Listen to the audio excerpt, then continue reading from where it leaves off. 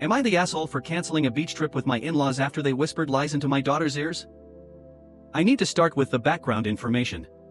Last month, my wife, 4 kids, and I moved halfway across the country to Texas, to a town where my family lives and where my in-laws recently retired. We had a manufactured home set up and have been waiting for the electric company to make the connection, so we've been staying with my in-laws during this time. My in-laws wanted to retire to Florida, but when the time came to purchase a home, they weren't happy with their options. They knew we had plans to eventually move to Texas, so they figured they would go where we were going ahead of time to spend their retirement with their grandchildren. They offered their home to us, our 4 children, 10, 6, 3, and 1, 2 cats, and a dog.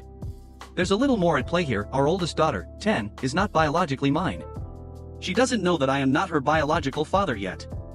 We've been wanting to tell her, but there never seemed to be the right time, given that the last few years have been rocky. So we've been making an effort to spend more time with her, as being the oldest of 4 is difficult, and to ensure there are no doubts in her mind that I love her and care for her as much as her siblings. One last thing, my mother-in-law planned a trip to the beach in a few weeks and has already paid for the Airbnb where we've all planned to go together. That being said, the story begins on July 4th. We bought minimal fireworks to enjoy in the in-laws' backyard, which was pitch black at the time, 21:30. I was standing in the yard, and from my perspective, I could faintly make out everyone else's silhouette in the outline of the roof against the night sky. I have these adult poppers. I've never seen these before. They're small cylindrical red tubes that give a loud pop when they hit the ground hard enough. I was intending to hurl one at the roof of the house to give everyone a startle, and I threw it as hard as I could. I guess I released the popper too soon, and it doesn't matter, it hit my wife in the shoulder and ricocheted into my oldest daughter's eye before popping. Completely by accident, she thought her eye had been popped out all of a sudden and couldn't see. Debris got inside, we rushed her in. I could hear my mother-in-law say, "Why would you throw a firework at her?" I ignored it because I was worried about my daughter. We removed the debris, she calmed down, and we gave her ice and ibuprofen. She was made comfortable and has since been checked out and is fine. The next morning, my daughter wakes me at 9 a.m., it was a late night, saying that both my in-laws had told her that I don't love her and that no one in this world would love her as much as they do.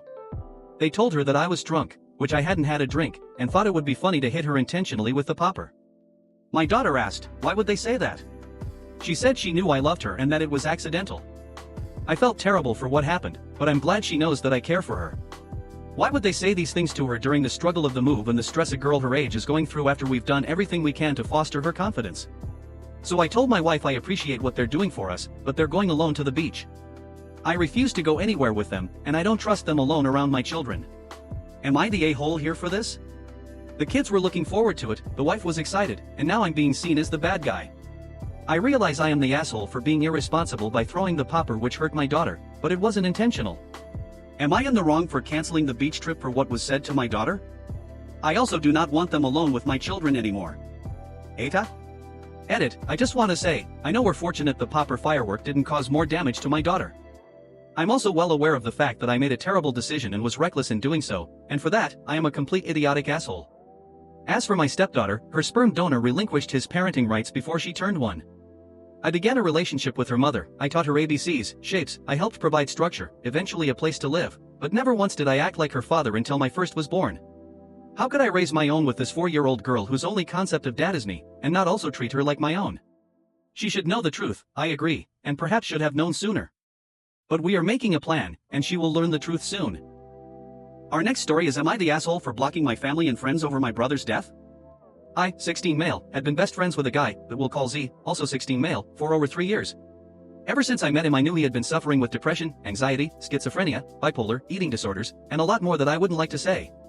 He had saved my life over 15 times because I had been trying to end it. I had saved his countless times, even risking my own life. We would sneak out every night just to talk or take late-night walks to distract each other from our home life, just enjoying the company of someone who understood. When something happened we would always run to the other. When his father and him got into fights, there was already a bed and food ready for him when he got to the doorstep. He lived 2 blocks away so it was easy to come over. He wasn't my best friend, he was basically my brother, the only person I had ever met who accepted me for who I was, what I did, and actually loved me like family. Now my mother on the other hand, let's call her A. She is an abusive, neglectful, rude, mean woman. She doesn't have a job, she doesn't have a car, we had to live with my grandparents and my uncle and aunt. She was lazy, she was a slob, and she beat me to the point I had to buy makeup to cover the bruises and scars. When I finally met Z, she was livid. I was never at the house to clean up after her, cook for her, watch after my uncle and aunt, they were younger than me, and basically be her servant. At my old house I wasn't allowed electronics, I wasn't allowed to swim in our pool, I wasn't even allowed outside to play. I had to sneak away with him just to hang out or even talk. When I was younger I had told her that I had some thoughts of doing something I might regret. She handed me a kitchen knife and said, "You get blood on my floor and I won't even call the police for your body." She's psychotic. That woman has done unspeakable things to me and threatened my life over telling anyone. To this day, I still start to bawl my eyes out and cry whenever someone asks what my scar on my arm is from, or why I have a scar on the back of my neck leading up to the top of my head. If you would like more information or pictures, please reply to this basically. Take the most selfish, abusive, narcissistic person you can think of, multiply them by 10, add about 300 pounds and that's her. Now my grandmother. This is already getting too long so I'll make this short. Take a, multiply her by about 10 to 15, add wrinkles, that's her. Now for my friends, there is one we will call C and the other will be W. C was always nice, flirty and kind with everyone, or so I thought. I'll explain why later. Was absolutely horrible. I hate her to this day and always have. She was dating Z at the time of this and apparently it had been going good.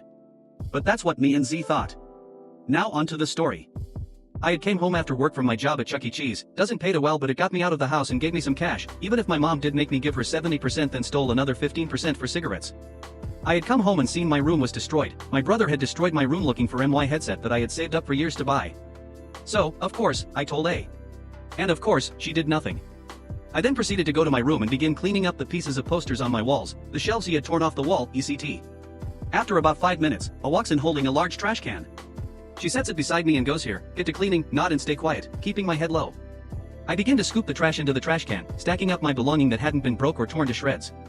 Suddenly, without warning, my mother started to take the stuff off of the shelves, throwing it in the trash and laughing, saying stuff along the lines of, "You're too old for this shit." Or oops. After a while I slowly stand up. As a teenage boy, I'm obviously a lot stronger and taller. I'm 6 feet 3 inches and for reference my bench max is 450. Yes, unbelievable, I know, so I'll look down at her and say with a sigh, "Mom, can you please stop throwing away my stuff?" And begin taking it out of the trash can and gently placing it onto the shelf. Mind you, everything in my room I paid for, the walls, the electric, the carpet, everything. I lived in the garage. She stooped back and laughed for a moment before belting out in her 47-year-old smoker voice, "Oh, big boy thinks he's all tough now." And she slapped me. Hard. She then began pushing me and shoving me around the room, tearing down the shelves I had just put up, punching me, throwing stuff at me. It was horrible. Because I have morals and I'm a decent human being, ahem. Dad. I don't hit women. No matter what. So Elle endured until we got to my desk. She pinned me to it, getting in my face, "Hit me pussy. Some on. You think you're all big and tough." Then, she crossed a line. She called Z a slur. One that pissed me off. For the first time ever, I pushed her. Not to the floor but she landed on my bed. She gasped but before she could even blink I was sprinting to the door, crying and bruised. I ran out of my room screaming, "You're never gonna see me again." I ran as fast as I could to Z's house. I managed to keep my cool and not cry until I got to his room. The moment I got inside he hugged me and I collapsed, bawling onto his shoulder. There was an abandoned house a few neighborhoods over and I stayed there. I got me a small 22 to hunt for my food. They always brought me food and he came to make sure I was okay every day. The police were looking for me for about a month. I had called the police on me and said I assaulted her, even faking pictures of a bruise with makeup and saying she healed fast. So the police believed her. After a while I had had enough of it. I called the police with a payphone by our Dunkin' Donuts in town and I turned myself in. Once they arrested me I spent a year in juvenile detention for assault. Once I had gotten out, I was placed in a mental institution for about a month until my aunt, the only blood who actually loves me, decided to let me stay with her. It has been 5 months at this point and my mother got in contact with her and for some reason, my aunt told me I was never to speak to Z again. Now of course, being a 16-year-old boy, I didn't listen. X had nobody in his life that cared for him, just like me. I was his coping mechanism and talking to me was the only thing stopping him from doing something stupid. A little while later Z met a girl, W. He loved her with all his heart and when I was away or couldn't talk, she would step in and try her best. And it helped. Me, C, Z, and W became a little friend group. We were real, genuine friends. Well, sadly, last Thursday, W did something stupid. She left him, and less than an hour later revealed she was cheating on him. She blamed it on his mental health and C agreed with her, saying he was too crazy for her. Zennon went ballistic when he saw W kissing and touching all up on some guy in his own driveway. He went inside and grabbed his gun. He chased him down until they ended up inside W's house. She had passed out from the stress and the guy ended up leaving and never coming back. After about half an hour, W saw him kneeling on her carpet and crying, holding the gun to his head. She did the worst thing ever. She laughed at him. She called him slurs and names and told him to pull the trigger, saying he didn't have the balls to. So, he did. He ended it. Right then and there. She then lied to everyone in ZZ family but told everyone else the truth. Eventually I made a post about him on Facebook for his mom to see, mostly for her to get more pictures of her now dead son.